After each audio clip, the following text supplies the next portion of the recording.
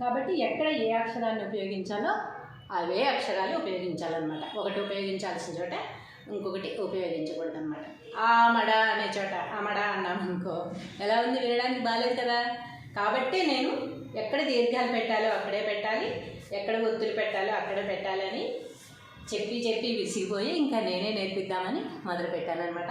First ఈ 2 అక్షరాలు మాత్రమే బాగా నేర్చుకోండి. ఈ రెండింటికి చాలా తేడాలు ఉన్నాయి. పలికే విధానంలో తేడా ఉంటుంది, మాట్లాడే విధానంలో తేడా ఉంటుంది, రాయవలసిన చోట తేడా ఉంటుంది.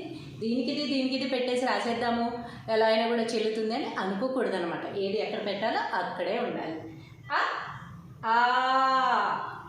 ఎంత దీర్ఘం వచ్చిందో చూసారా. ఈ ఒక్కటి ఇలా రావడం వల్ల ఎంత దీర్ఘం వచ్చిందో.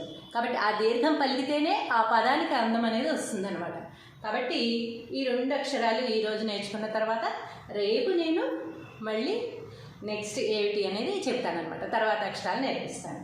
ముందు మాత్రం చాలా ఎప్పుడైనా సరే మనం రాసేటప్పుడు అనుకుంటూ రాయాలి. అప్పుడు ఎప్పుడు కూడా మనకి మైండ్లో గుర్తుండిపోతుంది అనమాట. అలా అనుకుంటూ రాసామనుకో ఎక్కడ ఈ అక్షరం కనిపించినా సరే అనేస్తాం గబుక్కుని. ఈ అక్షరం కనిపించింది అనుకో ఎక్కడన్నా రోడ్ మీద బోర్డులు అవి ఇవి చూసినప్పుడు వెంటనే మనకి మైండ్లోకి వచ్చేస్తుంది అనమాట. కాబట్టి